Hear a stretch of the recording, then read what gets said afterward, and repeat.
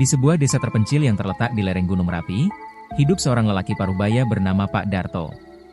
Sebelumnya, kehidupan Pak Darto bisa dibilang biasa-biasa saja. Ia hanya seorang petani sederhana yang mengandalkan hasil panen jagung dan singkong untuk menghidupi dirinya dan istrinya yang sudah lama sakit-sakitan.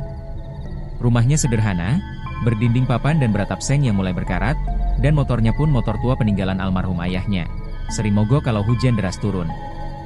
Tak ada yang aneh, tak ada yang istimewa. Namun semua berubah drastis dalam waktu yang sangat singkat. Entah bagaimana, hanya dalam hitungan 2 bulan, rumah Pak Darto mendadak berubah menjadi bangunan 2 lantai dengan pagar besi, lengkap dengan granit mengkilap di lantai teras. Motornya yang tua kini digantikan mobil SUV hitam mewah yang setiap pagi terparkir rapi di depan rumah. Ladang yang tadinya hanya seluas 1 petak sawah kini berkembang menjadi lahan luas yang ditanami berbagai macam tanaman mahal. Warga desa yang melihat perubahan itu tidak berani banyak tanya. Mereka hanya bisa saling bisik-bisik dan menerka-nerka, karena wajah Pak Darto pun ikut berubah. Dulu ia ramah, suka menyapa, kini jadi pendiam, dingin, dan jarang terlihat keluar rumah saat siang hari. Tapi yang paling membuat bulu kuduk warga berdiri bukan perubahan rumah atau kekayaannya, melainkan suara-suara aneh yang kerap terdengar dari rumah Pak Darto tiap malam. Warga yang rumahnya berdekatan sering mendengar suara cekikikan, tapi bukan tawa manusia. Suaranya melengking, menyerupai suara monyet, namun lebih berat dan menyakitkan telinga. Kadang terdengar benda pecah, kursi terguling, dan langkah kaki cepat di atap rumah. Waktu salah satu warga, Pak Diran, pernah coba mengintip dari celah pagar tengah malam, ia mengaku melihat sesosok makhluk putih duduk di atas genteng rumah Pak Darto. Matanya merah menyala seperti bara. Sejak malam itu, Pak Diran sakit panas selama 2 minggu dan tak bisa bicara dengan jelas sampai sekarang. Desa mulai penuh bisik-bisik. Beberapa orang tua menyebut satu nama yang sudah lama jadi bagian dari mitos daerah itu, Sarimin. Katanya, Pak Darto sudah melakukan pesugihan dengan makhluk itu. Sarimin bukan sekadar monyet. Ia adalah makhluk halus berbentuk monyet putih, dengan bulu seputih kapas, mata merah terang seperti darah segar, dan gigi tajam menyerupai taring harimau. Sarimin, menurut cerita yang beredar turun-temurun, adalah jin kuno dari kerajaan gaib yang berada jauh di hutan Kalimantan. Ia dikenal sebagai penagih jiwa, pembawa kekayaan, dan pelindung bagi mereka yang berani membuat perjanjian dengan nyawanya sendiri sebagai taruhan. Konon, untuk memanggil Sarimin, seseorang harus melakukan ritual khusus di kuburan tua, tepat saat malam Jumat Kliwon dan bulan mati. Dibutuhkan darah hewan, dupa dari kemenyan hitam, dan sesajen berupa kepala ayam hitam. Yang paling mengerikan, pemanggil juga harus meninggalkan potongan tubuh manusia, biasanya jari atau rambut anak kecil, sebagai tanda keseriusan niatnya. Begitu Sarimin datang, tidak akan ada jalan kembali. Makhluk itu akan menetap dan menjaga sang pemanggil selama perjanjian ditepati. 1 tumbal nyawa manusia setiap tahun, tanpa gagal. Warga yakin, Pak Darto sudah berhasil memanggil Sarimin. Mereka ingat dulu, beberapa minggu sebelum rumah Pak Darto berubah, ada anak kecil yang hilang saat bermain layangan. Sampai sekarang tak pernah ditemukan. Polisi sudah mencari kemana-mana, bahkan dibantu sukarelawan, tapi nihil. Warga tak bisa menyalahkan langsung, tapi mereka tahu, sesuatu yang sangat gelap sudah mulai bangkit di desa itu. Dan semua bermula dari satu nama, Sarimin. Sudah beberapa minggu terakhir Ujang, salah satu pemuda desa, merasa gelisah. Malam-malamnya jadi tak tenang sejak mendengar cerita tentang Sarimin dan perubahan mendadak yang dialami oleh Pak Darto. Ia tinggal tak jauh dari rumah Pak Darto, dan dari jendela kamarnya, kadang ia melihat sesuatu yang ganjil. Bayangan putih sering melompat-lompat di atap rumah tetangganya itu, gerakannya cepat dan lincah, tapi terlalu besar untuk seekor kucing atau musang. Bayangan itu seperti sosok monyet, tapi ukurannya hampir sebesar manusia dewasa. Malam itu, rasa penasaran Ujang memuncak. Ia membawa senter kecil dan berjalan pelan-pelan menyusuri gang sempit di samping rumah Pak Darto. Ia menunduk masuk ke dalam semak-semak tinggi yang tumbuh liar di bagian belakang rumah, tempat yang cukup gelap dan jarang dijamah orang. Angin malam berhembus pelan, membawa bau dupa samar-samar dan suara gemerisik yang terdengar seperti langkah kaki di dalam rumah. Ujang menahan napas dan mengintip dari celah daun. Lampu di dalam rumah Pak Darto temaram, hanya satu yang menyala, tepat di depan sebuah cermin besar yang menempel di dinding ruang tengah. Cermin itu aneh, seolah bukan cermin biasa. Bingkainya hitam legam, dihiasi ukiran kepala binatang yang menyerupai kerat api dengan tanduk di kepalanya. Di depan cermin itu, Pak Darto duduk bersila. Ia mengenakan pakaian putih lusuh dan memegang seikat rambut yang terikat dengan benang merah. Ujang melihat mulut Pak Darto bergerak-gerak, ia seperti sedang berbicara sendiri. Namun yang membuat darah Ujang nyaris berhenti mengalir adalah ketika terdengar suara lain yang membalas, padahal tak ada orang lain di dalam ruangan itu. Suara itu berat, parau, dan seperti bergema dari dalam cermin. Sudah saatnya, Darto, kau janji satu jiwa malam ini. Aku tahu, anak itu akan kubawa ke hutan, jawab Pak Darto dengan suara pelan tapi pasti. Ujang menutup mulutnya sendiri agar tidak menjerit. Ia menunduk, tubuhnya gemetar. Ia tahu ada sesuatu yang tidak wajar. Malam itu, ia pulang ke rumah dengan langkah terseok, keringat dingin membasahi punggung meski udara dingin menggigit kulitnya. Ia tidak bisa tidur. Suara percakapan di depan cermin itu terus terngiang di kepalanya. Keesokan paginya, kabar mengejutkan menyebar cepat ke seluruh desa. Anak tetangga Pak Darto, bernama Iqbal, baru berusia 8 tahun, dinyatakan hilang. Terakhir terlihat sedang bermain layangan di halaman rumahnya. Orang tuanya panik, tetangga ikut membantu mencari, dan bahkan warga satu desa ikut turun tangan menyisir kebun, sungai, dan semak-semak di sekitar desa. Tapi hasilnya nihil.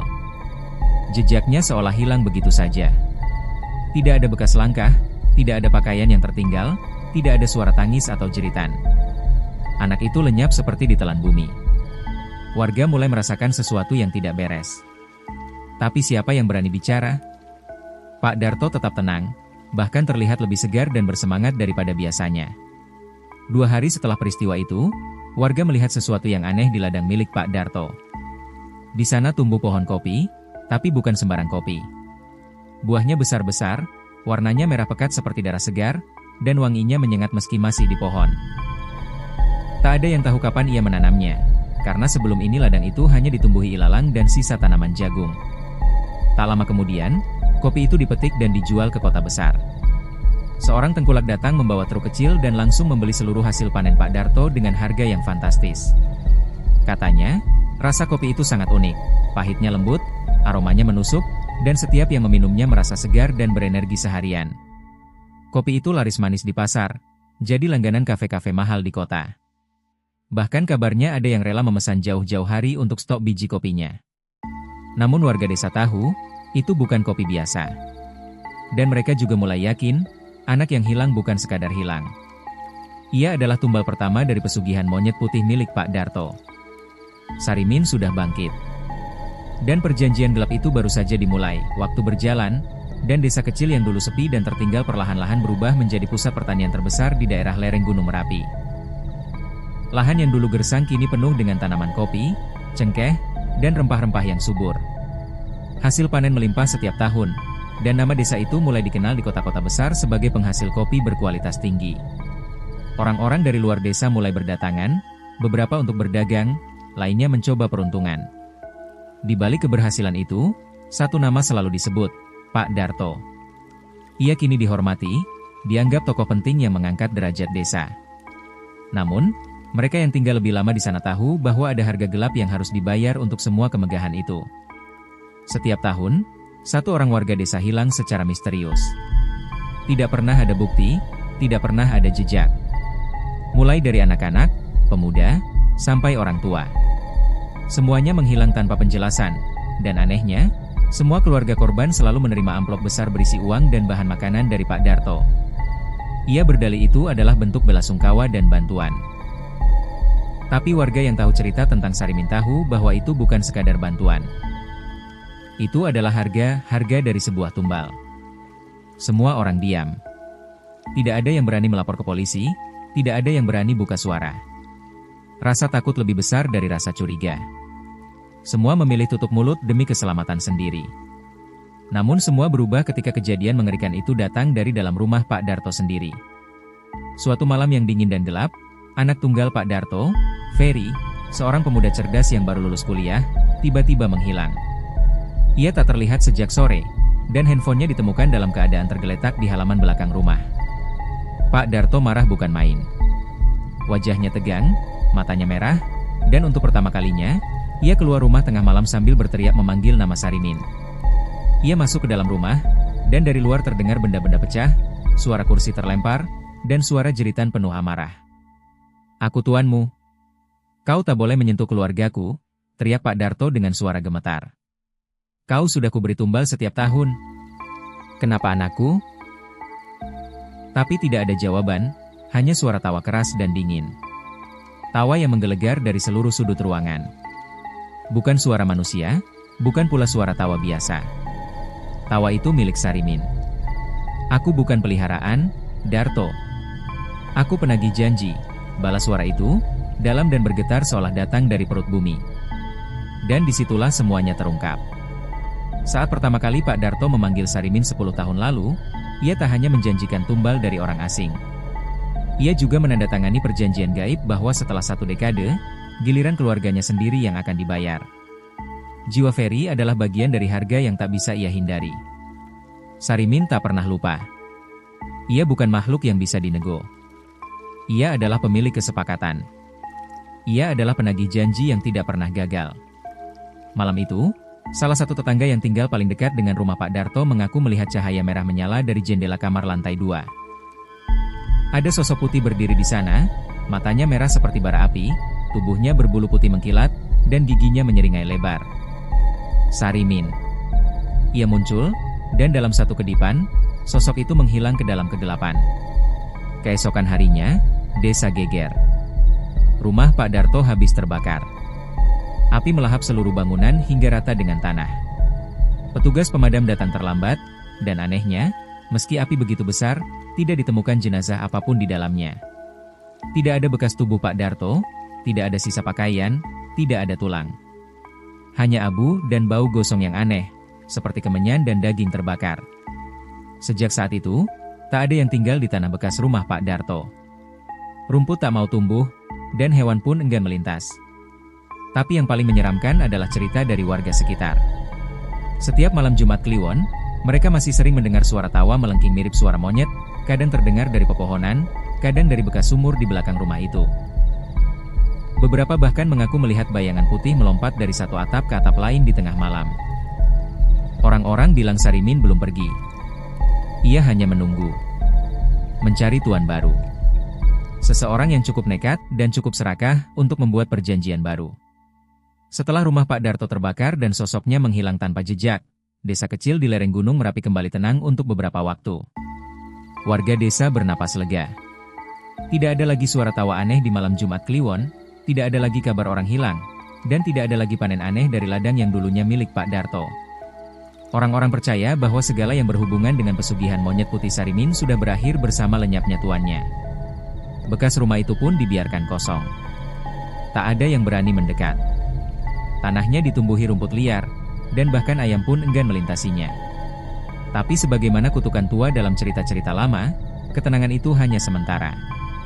10 tahun kemudian, sebuah keluarga baru datang dari luar kota dan membeli tanah itu. Pasangan suami istri bernama Pak Wahyu dan Bu Lilis membawa serta anak lelaki mereka yang masih SMP bernama Arga. Mereka membeli tanah bekas rumah Pak Darto dengan harga yang sangat murah. Terlalu murah, bahkan. Warga yang masih mengingat kejadian masa lalu sempat bertanya, setengah memperingatkan. "Bapak yakin mau tinggal di situ? Tanah itu pernah kena musibah besar." Pak Wahyu cuma tersenyum. "Lahannya subur, cocok buat tanam sayur. Soal cerita-cerita horor, kami gak percaya begituan." Warga tak bisa memaksa. Lagi pula, sudah terlalu lama tempat itu terbengkalai. Jadi ketika keluarga Pak Wahyu mulai membangun rumah dan mengolah kebun di tanah itu, semua orang hanya bisa menunggu dan berharap tidak terjadi hal-hal aneh. Tapi tentu saja, harapan tinggal harapan. Malam pertama mereka tinggal di sana, Arga terbangun sekitar pukul 2 dini hari.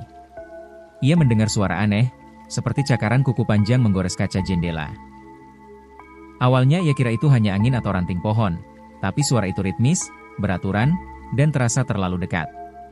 Saat ia memberanikan diri mendekat, membuka sedikit tirai jendela, ia melihat sepasang mata merah menyala menatapnya dari balik semak-semak. Sosoknya tidak jelas, tapi mata itu seperti hidup, seperti memanggil. Arga menjerit sekuat tenaga. Pak Wahyu langsung masuk ke kamar, mendapati anaknya ketakutan dan menunjuk keluar jendela. Tapi saat dilihat, semak-semak hanya bergoyang pelan ditiup angin. Tidak ada apa-apa di sana, mungkin cuma binatang, kata Pak Wahyu sambil menepuk pundak anaknya. Tapi di dalam hatinya, ada sedikit kegelisahan yang tak bisa dijelaskan. Keesokan paginya, keanehan pertama terjadi. Tanaman sayur yang baru mereka tanam seminggu lalu, yang bahkan belum muncul tunas, tiba-tiba sudah berbuah labu-labu sebesar kepala manusia tergantung berat di batang. Warnanya merah keunguan, seperti daging mentah. Warga yang lewat menatap ladang itu dengan was-was. Mereka mulai saling bisik-bisik. Tanda-tanda itu terasa familiar. Terlalu familiar. Sementara itu, Arga mulai sering mengigau. Ia bicara sendiri dalam tidur, kadang tertawa pelan. Ia bahkan mulai mengatakan pada ibunya bahwa ia punya teman baru yang datang setiap malam lewat jendela. Namanya Sarimin. Dia lucu, tapi suaranya serem. Dia bilang bisa bantu kita jadi kaya. Bu Lilis sempat menganggap itu hanya mimpi anak kecil. Tapi ia mulai cemas saat Arga bisa berbicara dalam bahasa asing yang terdengar tua dan berat. Bahasa yang tak pernah diajarkan di sekolah. Bahasa yang bahkan guru agama pun tak mengerti. Puncaknya terjadi saat Pak Wahyu membersihkan area belakang rumah dan menemukan sebuah peti kayu terkubur sebagian di bawah pohon beringin kecil. Peti itu dipenuhi ukiran aneh, seperti tulisan kuno atau simbol mantra. Di dalamnya ada sebuah topeng putih dengan bentuk monyet, gigi taringnya panjang menjulur keluar.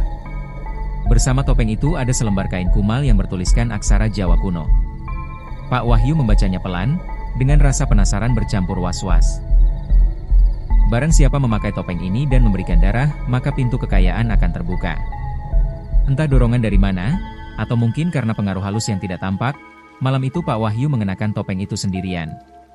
Ketika pagi datang, Arga mendapati ayahnya duduk kaku di ruang tamu, masih memakai topeng. Dan saat topeng itu dilepas, wajah ayahnya terlihat berbeda. Matanya merah seperti terbakar. Bibirnya menyeringai lebar, bukan senyum seorang ayah, tapi seperti sesuatu yang sedang menahan tawa puas.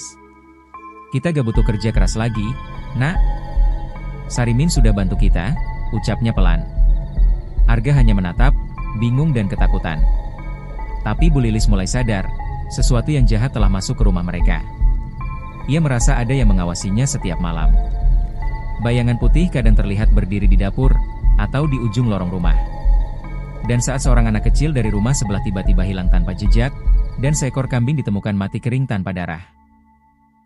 Warga desa kembali gempar. Kabar pun menyebar cepat. Orang-orang berkata, Sarimin kembali dan sekarang dia sudah punya tuan baru. Beberapa hari setelah kejadian aneh kembali muncul, kondisi Arga semakin memburuk. Ia tak lagi bisa tidur dengan tenang. Hampir setiap malam, ia menjerit dalam tidurnya, tubuhnya menggigil, wajahnya penuh peluh dingin. Dalam mimpi-mimpinya, Sarimin datang, tapi tak seperti sebelumnya. Ia bukan lagi seekor monyet putih dengan mata merah menyala yang menyeramkan. Kini wujudnya jauh lebih mengerikan. Tubuhnya raksasa, wajahnya seperti monyet terbakar, kulitnya rusak seperti terbakar api, matanya berdarah, dan kedua tangannya memanjang seperti akar pohon beringin tua yang melilit. Saat ia berbicara, suaranya berat dan serak, seperti berasal dari dasar tanah. Arga, ayahmu telah memilih. Kini tinggal kau. Kau akan jadi penjaga baru. Arga terbangun dengan napas memburu dan air mata yang terus menetes. Tapi malam itu berbeda. Ia tidak sendirian. Saat menoleh ke pojok kamarnya, ia melihat bayangan putih duduk diam. Tidak bergerak. Tidak mengedip. Tapi dari sana muncul suara berat, pelan, seperti napas dingin yang membelai telinganya. Sarimin mulai muncul di dunia nyata. Bu Lilis, yang sudah lama menahan curiga, akhirnya tak kuat lagi. Ia memaksa Pak Wahyu bicara jujur. Di ruang tamu, dengan suara lirih dan mata yang tidak lagi bisa menyembunyikan rasa bersalah, Pak Wahyu mengaku semuanya. Ia memang memakai topeng itu. Ia membaca mantra dari kain lusuh yang mereka temukan. Dan lebih buruk lagi, ia membakar sehelai rambut anak kecil, syarat pertama untuk memulai perjanjian pesugihan. Aku cuma pengen hidup lebih baik. Aku nggak tahu bakal begini. Tapi semua sudah terlanjur. Setelah upacara itu, Sarimin datang tiap malam, menuntut. Ia minta tumbal, darah, jiwa. Dan kalau tak dipenuhi, ia akan mengambil yang paling dekat keluarganya sendiri. Bu Lilis menangis marah. Tapi sebelum sempat memaki, lampu di rumah padam seketika. Gelap gulita. Angin dingin masuk dari sela-sela pintu yang tertutup rapat. Suara napas berat mengisi ruangan, lalu tawa nyaring yang melengking. Tawa Sarimin yang membuat darah di tubuh seolah berhenti mengalir. Kalian ingkar janji. Tumbal belum lunas. Akan kuambil yang paling berharga. Begitu lampu kembali menyala, Arga sudah tidak ada di kamarnya. Bu Lilis menjerit histeris, berlari keluar rumah tanpa alas kaki. Pak Wahyu mengejar ke belakang rumah, ke kebun, ke sumur tua, kemanapun yang terlintas di pikirannya. Tapi tidak ada tanda-tanda Arga. Malam itu juga, tanpa bicara banyak, Pak Wahyu mengambil topeng putih itu, lalu berjalan sendirian menuju hutan kecil di belakang desa. Di tengah hutan, di bawah pohon beringin besar yang katanya tempat pertama kali Sarimin dipanggil oleh Pak Darto, ia berlutut. Ambil aku. Jangan Arga. Aku yang bikin perjanjian. Aku yang harus bayar. Angin langsung bertiup kencang. Kabut turun dari atas seperti selimut yang menelan langit. Dan dari balik gelapnya pepohonan, Sarimin muncul. Lebih besar. Lebih mengerikan. Ia melangkah pelan. Tangannya yang panjang dan gelap meraih tubuh Pak Wahyu. Perjanjian lama tak bisa diubah. Tapi bisa diwariskan. Pak Wahyu menatap Sarimin dengan mata berkaca. Dan saat itu juga, dari balik bayangan pohon, muncul sosok Arga. Wajahnya kosong.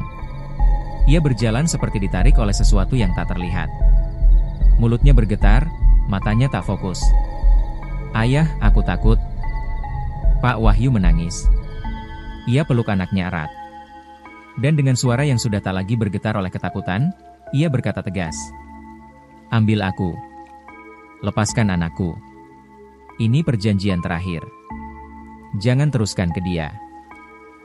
Sarimin terdiam. Lalu perlahan, ia mengangguk. Cakar panjangnya mencabik dada Pak Wahyu.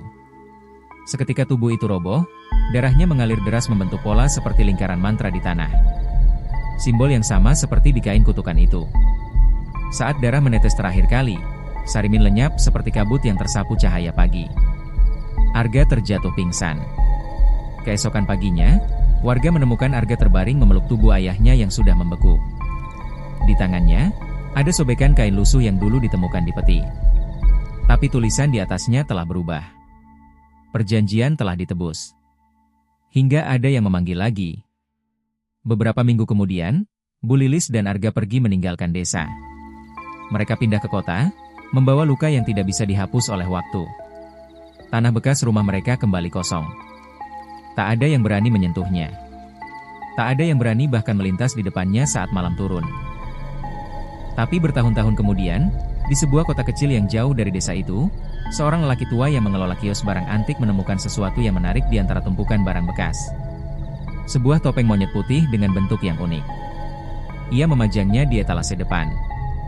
Seorang pemuda lewat, tertarik. Ini berapa, Pak? Penjual tersenyum kecil. Itu dari desa tua di kaki Merapi. Katanya sih berhantu. Tapi kalau kamu suka, ambil aja. Pemuda itu tertawa. Hantu? Ah, saya nggak percaya begituan. Dan malam itu, dari dalam lemari kayu di sudut kamarnya, terdengar suara kecil yang serak dan pelan. Namaku Sarimin. Saya Joe.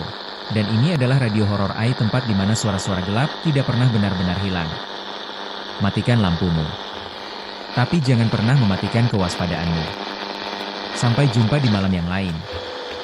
Jika kamu masih di sini. Jika Anda pecinta horor sejati, subscribe sekarang dan nyalakan lonceng notifikasi agar tidak ketinggalan cerita terbaru.